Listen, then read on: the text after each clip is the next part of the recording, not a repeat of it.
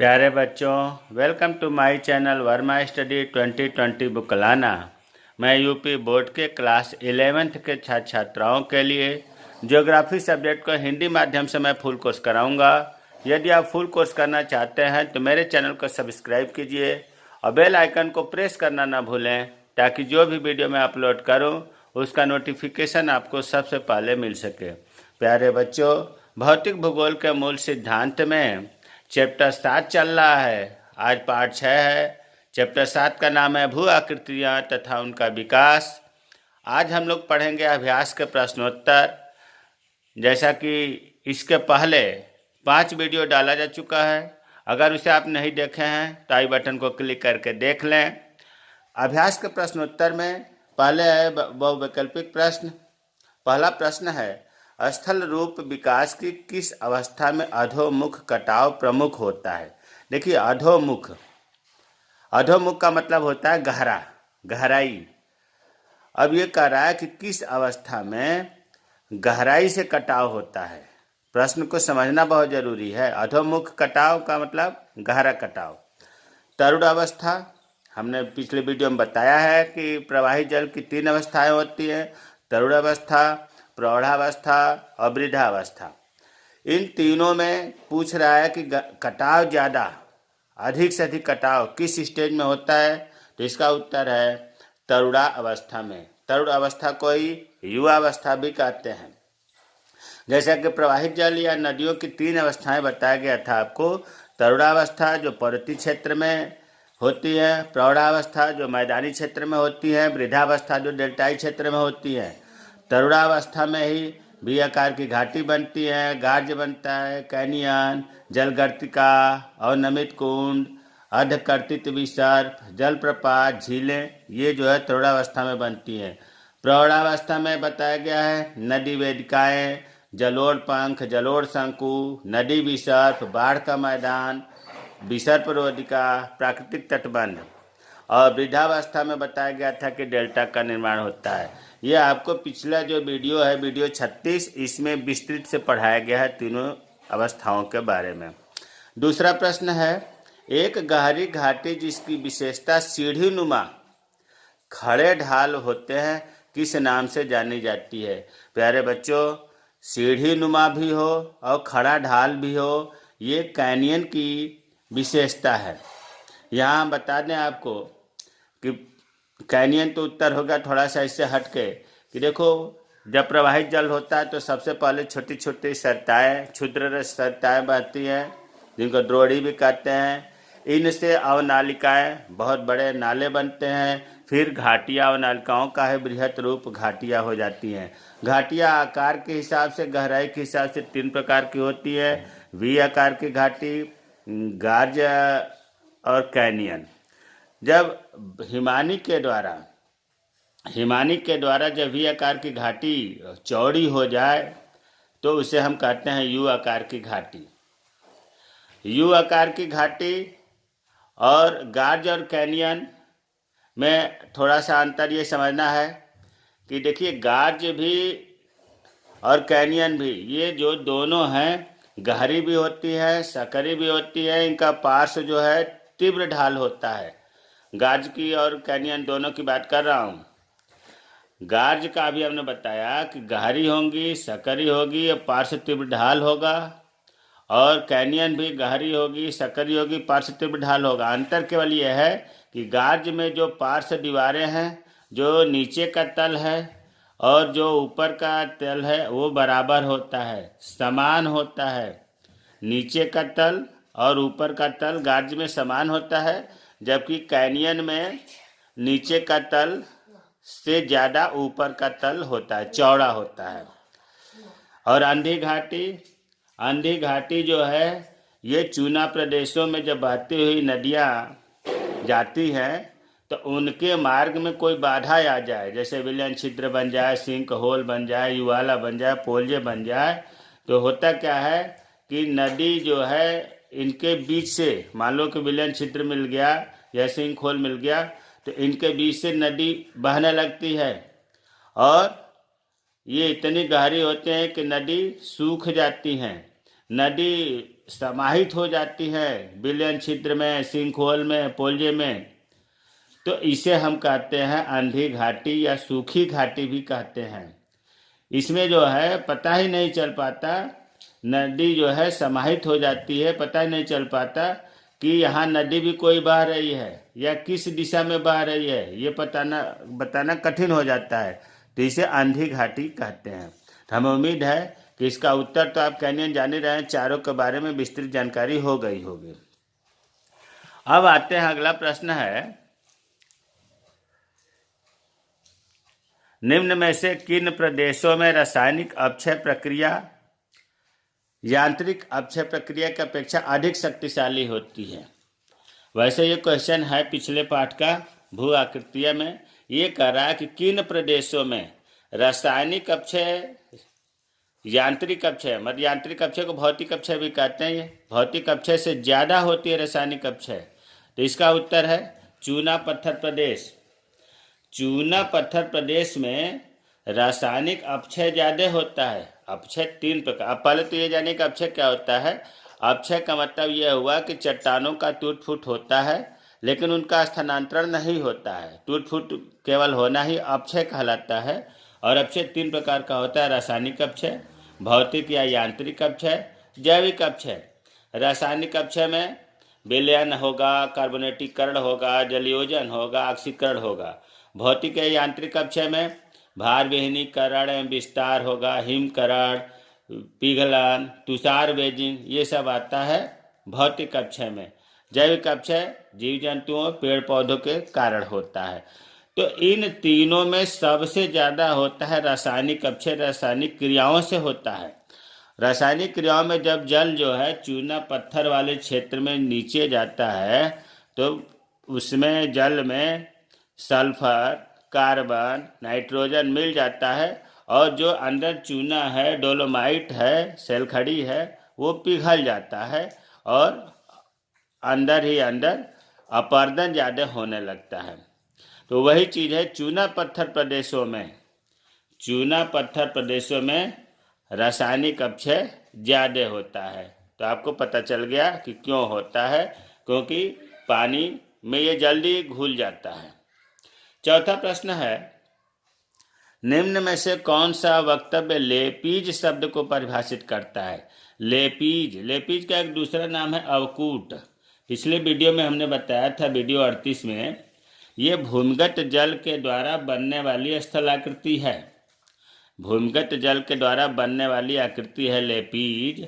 इसमें होता क्या है कि जब वर्षा का जल छिद्रों से या दरारों से हो करके जब चूनों की चट्टानों पर गिरता है, तो उससे जो चट्टान है, कोमल भाग चट्टान का जल में घुल जाता है, और बीच बीच में जो कठोर भाग है, कठोर चट्टानें हैं, वो घुलते नहीं हैं, वो कंघे के दांतों की तरह खड़े रहते हैं, जिससे वह क्षेत्र जो है नुकीला क्षेत्र बन जाता है। इस प्रकार के स्थल आकृति को जो कंघे के दांतों की तरह दिखाई देता है, उसे हम कहते हैं लेपीज या अवकूट।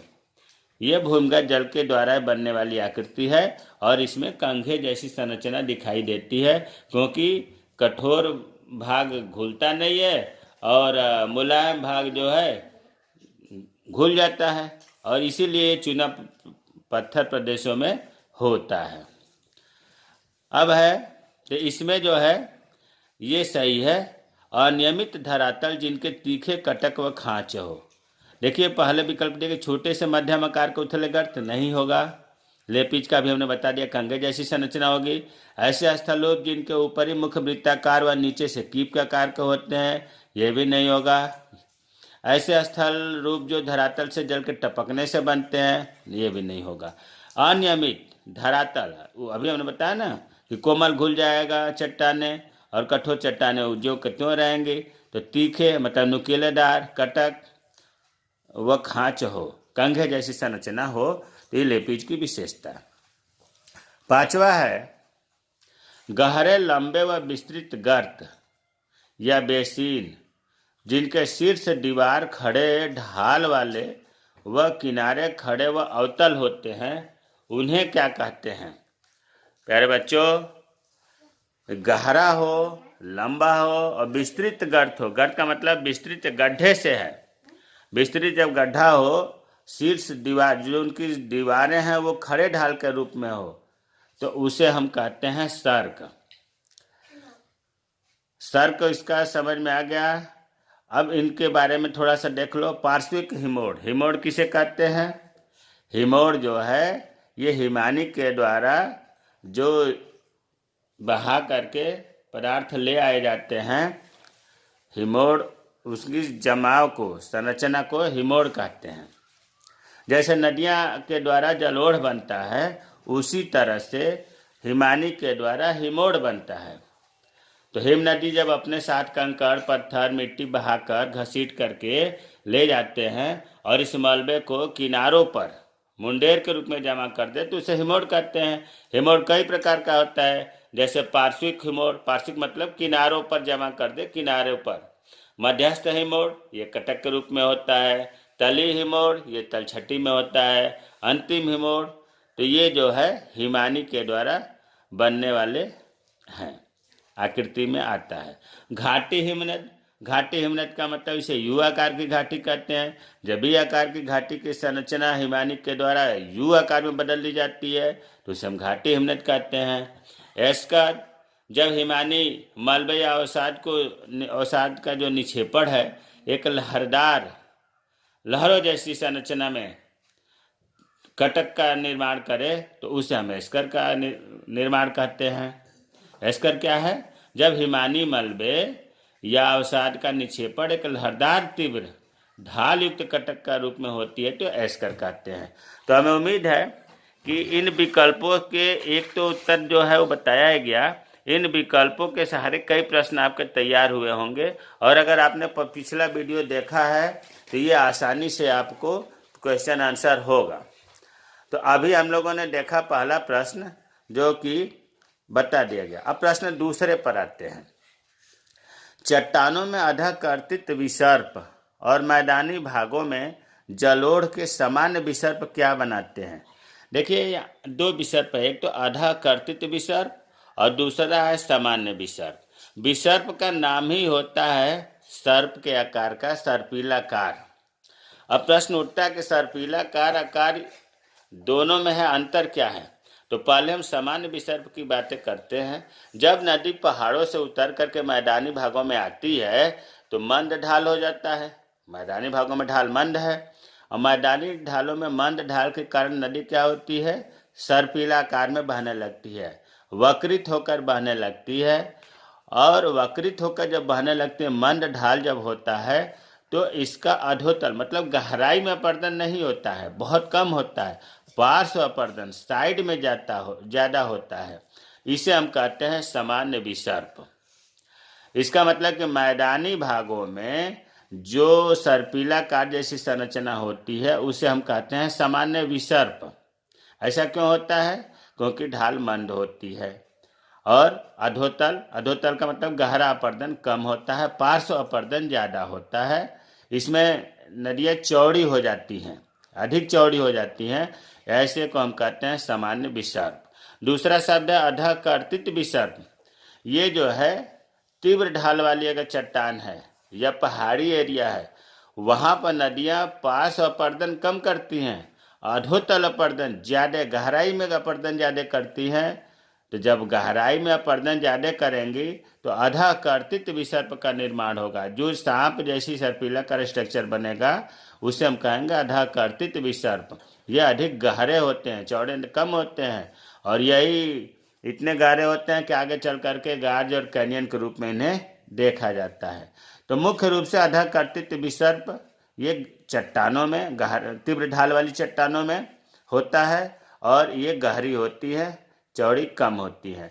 जबकि सामान्य विसर्प ये मंद ढाल वाली चट्टानों में होता है, और ये पार्श्व अपर्दन ज़्यादा होता है, और अधोतल गहराई अपर्दन कम होता है।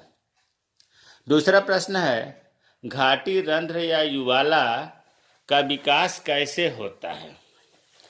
देखिए इससे पहले आपको बताया गया है कि घाटी रंध्र या युवाला ये किस में होता है? ये लिखा भी है, जब कई बिलियन रन एक साथ मिल जाते हैं या ऊपरी सतह टूटकर गड्ढे का आकार विस्तृत हो जाता है तो ज्वाला बन जाता है। भूमिगत जल जो है चट्टानों वाली मृदा में होता है। चूने की चट्टानों में जैसे चूना पिघल जाता है तो चूने के चट्टाने वाले क्षेत्र में जब अपरदन होगा तो सैकड़ों हजारों छिद्र दिखाई देते हैं, जिसे हम कहते हैं घोल छिद्र। यहाँ समझा दे रहा हूँ, घोल छिद्र। घोल छिद्र कहाँ बना? भूमिगत जल के मतलब ये बनने वाली स्थलाकृति है। इसमें होता क्या है कि चूने की चट्टानों वाले क्षेत्रों में हजारों सैकड़ों छिद्र दिखाई देते हैं। छिद्र मतलब गर्त, वो घोल छिद्र कहलाते हैं। और जब घोल छिद्रों के आकार में विस्तृत हो जाए, घोल छिद्र कीप के आकार के या बेलन के आकार के होते हैं और चूने की चट्टानों में होते हैं। जब इस घोल छिद्र में विस्तृत आकार हो जाए तो इसे हम कहते हैं विलयन छिद्र। विलयन छिद्र, छिद्र को हम रंध्र भी कह सकते हैं, घोल रंध्र, विलयन छिद्र। तो आपने ये देखा कि घोल छिद्र का विस्तृत रूप विलयन छिद्र कहलाता है। और जब विलयन छिद्र के आकार में वृद्धि होगी तो उसे हम कहेंगे डोलाइन, डोलिन से भी कहते हैं। तो ये एक दूसरे से जुड़े हुए हैं। चूने की चट्टानों में पाए जाने वाले अपरदन से घोल छिद्र बनता है। घोल छिद्र का विस्तृत रूप विलयन छिद्र कहलाता है। विलयन छिद्र का विस्तृत रूप डोलाइन कहलाता है। अब कई विलयन छिद्र अगर मिल जाएं, हमने क्या बताया, कई मिल जाएं विलयन छिद्र, तो निर्माण होगा ज्वाला का, जो प्रश्न में पूछ रहा है। कई विलयन छिद्र जब मिल जाते हैं तो ज्वाला का निर्माण होता है। या हम इसको दूसरे रूप में कह सकते हैं कि जो विलयन छिद्र के नीचे खाली स्थान है वो विलयन का ऊपरी सतह टूट करके गिर जाए तो बड़ा गड्ढा बन जाता है। इस बड़े गड्ढे को हम ज्वाला कहते हैं।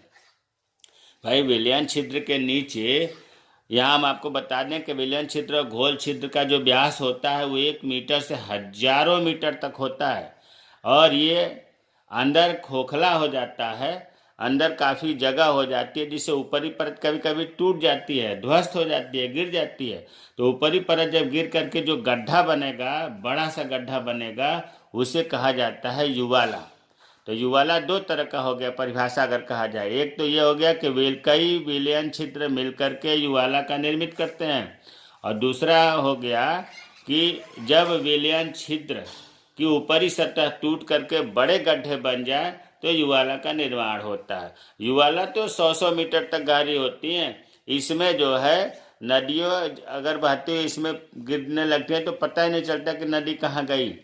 तो वही लिखा है यहाँ पर, जब कई विलयन रन एक साथ मिल जाते हैं या ऊपरी सतह टूटकर गड्ढे का आकार विस्तृत हो जाता है तो ज्वाला बन जाता है। ज्वाला की दीवारें खड़ी और लगभग 100 मीटर तक गहरी होती हैं। कई बार नदियाँ भी गिरकर ज्वालों में लुप्त हो जाती हैं। तो हमें उम्मीद है कि ज्वाला कैसे बनता है समझ में आ गया होगा। तीसरा प्रश्न है, चूना युक्त चट्टानी प्रदेशों में, चूना युक्त चट्टानी प्रदेशों में धरातली जल प्रवाह की अपेक्षा भौम जल मतलब भूमिगत जल प्रवाह अधिक होता है। ये पिछले वीडियो में बताया गया है कि भूमिगत जल का अपरदन कार्य या निक्षेपणात्मक कार्य चूना युक्त क्षेत्रों में होता है, डोलोमाइट क्षेत्रों में होता है, सेलखड़ी क्षेत्रों में होता है। ऐसा इसलिए होता है, भौम जल और कहीं अपरदन नहीं दिखाई देगा, केवल दिखाई देगा तो चूना युक्त चट्टानों के प्रदेशों में दिखाई देगा। ऐसा इसलिए होता है कि जो चूना पत्थर की चट्टानें हैं या डोलोमाइट चट्टानें हैं, इसमें कैल्शियम कार्बोनेट होता है, और कैल्शियम कार्बोनेट की अधिक मात्रा जब होती है तो इसी के कारण भौम जल जैसे ही वहाँ पहुँचता है तो रासायनिक प्रक्रिया होती है, क्योंकि भौम जल में सल्फर, नाइट्रोजन, कार्बन मिल जाता है और इनके द्वारा कैल्शियम कार्बोनेट से जल में उपस्थित तत्वों के कैल्शियम कार्बोनेट से जो चूना पत्थर में ऑलरेडी पहले से चट्टानों में है रासायनिक क्रिया होती है, और इसके परिणाम स्वरूप चूना पत्थर घुल जाते हैं और वहाँ खाली हो जाता है। उस स्थान पर भौम जल, भूमिगत जल एकत्रित होने लगता है। इसीलिए चूना युक्त चट्टानी प्रदेशों में धरातली जल प्रवाह कम होता है, इसके अपेक्षा भौम जल का प्रवाह ज़्यादा होता है। तो भूमिगत जल का नाम लेते ही ये बात आ जानी चाहिए कि चूना युक्त प्रदेश की बात हो रही है, डोलोमाइट प्रदेश की बात हो रही है इसमें, क्योंकि पानी से चूना तुरंत घुल जाता है।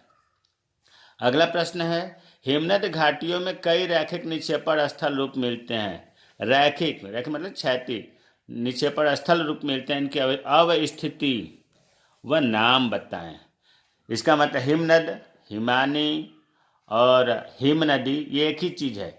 ये कह रहा है कि हिमनदी से बनने वाली स्थल आकृतियों के नाम बताना है और इनकी अवस्थिति मतलब स्थिति क्या होती है। तो देखिए, हिमनदी घाटियों में जो निक्षेपण होता है, निक्षेपण की बात कर रहा है, अपर्दन की बात नहीं कर रहा है। हिमनदी से निक्षेपण से बनने वाली स्थलाकृतियों को पूछा गया है, न कि अपर्दनात्मक कार्य पूछा गया है। तो निक्षेपण से पहला तो स्ट्रक्चर हिमोड़ बनता है, जिसको अंग्रेजी में मोरेन भी कहते हैं। जिस प्रकार से नदियों के द्वारा जलोढ़ बहा कर लाया जाता है उसे जलोढ़ कहते हैं, उसी प्रकार से हिम नदी भी अपने साथ कंकड़, पत्थर, मिट्टी आदि बहाकर लाती है, घसीट कर ले जाती है, और यह मलबा जब किनारों पर मुंडेर के रूप में जमा हो जाता है उसे ही हिमोड़ कहते हैं। जब हिम नदी के द्वारा मलबा जमा कर दिया जाता है उसे ही हिमोड़ कहते हैं। हिमोड़ कई रूपों में पाया जाता है। अगर किनारों पर जमा हो गया हिमानी के द्वारा मलबा तो उसे कहेंगे पार्श्विक हिमोड़। अगर कटक के रूप में मलबा जमा हो गया हिम नदी के द्वारा तो उसे कहेंगे मध्यस्थ हिमोड़। अगर तलहटी में जमा हो गया तो तली हिमोड़ और अंतिम हिमोड़। दूसरा होता है स्ट्रक्चर हिमानी के द्वारा, वो है एस्कर। एस्कर हिमानी जो मलबा या अवसाद जमा करता है, जिसमें कंकड़, पत्थर, मिट्टी आदि होते हैं, अगर ये लहरदार हो, लहरों जैसी हो, तीव्र ढाल वाली हो, कटक के रूप में हो, तो हम उसे कहते हैं एस्कर। जब मलबा लहरेदार हो तो उसे हम एस्कर कहते हैं। हिमानी धौत मैदान, हिम नदी के द्वारा निक्षेपण में जो तीसरी आकृति बनती है वो है हिमानी धौत मैदान, आउटवाश प्लेन्स। जैसे नदियों के द्वारा बाढ़ आती है तो बाढ़ का मैदान तैयार होता है, उसी तरह से हिमानी के द्वारा जलोढ़ से, मतलब हिमानी जलोढ़ के निक्षेपण से हिमानी जब जमा करता है अपने अंदर का अवसाद जो बहाकर लाया है तो एक विशाल मैदान तैयार हो जाता है, उसे हम कहते हैं हिमानी धौत मैदान। इस विशाल मैदान में बजरी, रेत, चीका, मिट्टी मिलती है, इसे ही हिमानी धौत। भाई नदियों के द्वारा तैयार होता है बाढ़ का मैदान, हिमानी के द्वारा तैयार होता है हिमानी धौत मैदान, है मैदान ही दोनों। अब चौथी आकृति है ड्रमलीन। ड्रमलीन जो है, जब हिम नदी आगे बढ़ती है, ये भी बनने वाली आकृति है हिम नदी से निक्षेपण के द्वारा। किसी कारण से हिम नदी आगे से पीछे हटती है, मतलब हिम नदी के आगे पीछे हटने पर उल्टी नाव के आकार की एक संरचना बन जाती है। ये नाव जैसी आकार या जो टीला बनता है उल्टे नाव के आकार जैसा, ये 1 किलोमीटर लंबा और 30 मीटर तक ऊंचा हो सकता है। तो हिम नदी या हिमानी के आगे पीछे हटने पर एक टीला जैसे या उल्टे नाव के आकार जैसी जो संरचना बनती है उसे ही हम ड्रमलीन कहते हैं, या हम ये भी कह सकते हैं हिमानी टीले। इनकी ऊंचाई 30 मीटर तक होती है और लंबाई 1 किलोमीटर तक हो जाती है ड्रमलीनों की। अब आते हैं अवस्थिति। प्रश्न में पूछा है कि निक्षेपण से बनने वाली स्थल आकृतियों के साथ साथ अवस्थिति भी पूछा है। अवस्थिति का मतलब लोकेशन, स्थिति से है। जब देखो ये तमाम अभी आपने स्ट्रक्चर पढ़ा, ये हिम के पिघलने पर ही होता है, हिम से नहीं होता है, हिम के पिघलने पर ही होता है। और हिम कहाँ पिघलेगा? ऊंचे अक्षांशों पर थोड़ा नहीं पिघलेगा। ऊंचे अक्षांशों पर तो टेम्परेचर एकदम नहीं रहता है, न के बराबर रहता है।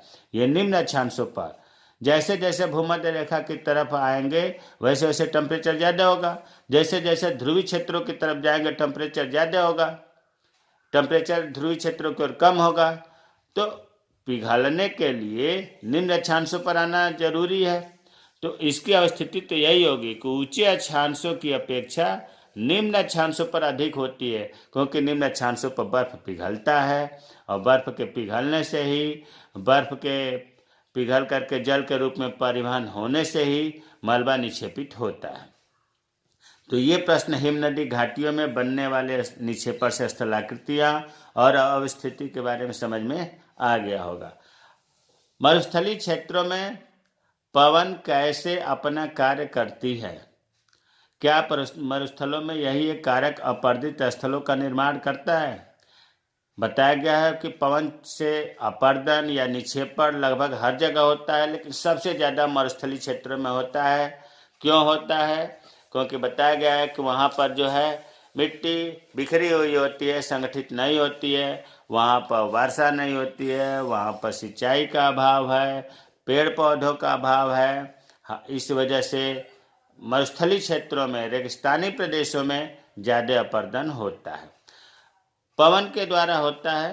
पवन के द्वारा जो अपर्दन का कार्य होता है उसमें 3 क्रियाएं होती है: अपवाहन, सन्निघर्षण और अपघर्षण।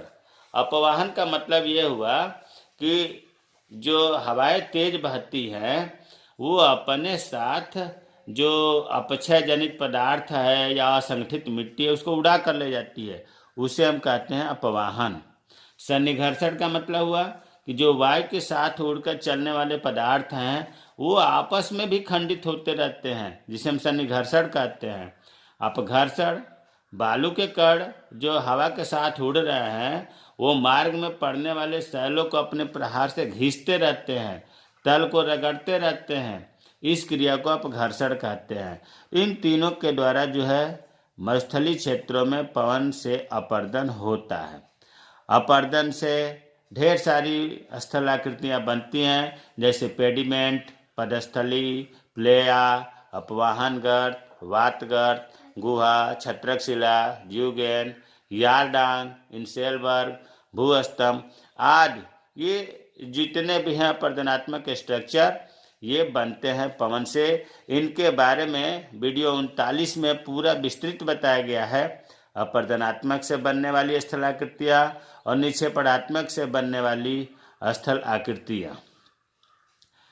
निक्षेपण से बनने वाली स्थलाकृतियाँ जैसे बालू टिब्बे हैं, जिनको बालू का स्तूप भी कहते हैं, तरंग चिन्ह है, बालू का प्रवाह है। तो इनके बारे में यहाँ बताना संभव नहीं है, ये वीडियो 39 में बताया गया है। अब इसी में प्रश्न जोड़ा है, मरुस्थलीय क्षेत्रों में पवन के अतिरिक्त प्रवाहित जल भी चादर बाढ़ तरह कुछ स्थलों का रूप निर्माण करती है। हवाओं के द्वारा तो होता ही है, इसके साथ साथ प्रवाहित जल के द्वारा भी मरुस्थलीय प्रदेशों में अपर्दन होता है या स्थल रूप का निर्माण होता है। चादर बाढ़ का मतलब सीट फ्लो। तो ऐसा नहीं है कि केवल पवन के द्वारा ही मरुस्थलीय क्षेत्रों में अपर्दन होगा, प्रवाहित जल से भी होता है। आज जो है हम लोगों ने इतना पढ़ा। बाकी जो प्रश्न है, तीसरा प्रश्न, वो अगले वीडियो में पढ़ा जाएगा। मुझे उम्मीद है कि आज का वीडियो पसंद आएगा। मेरे चैनल को सब्सक्राइब कीजिए। अगर कहीं कोई चीज़ समझ में नहीं आता है तो कमेंट बॉक्स में कमेंट करें, मैं रिप्लाई ज़रूर करूँगा। जय हिंद, जय भारत।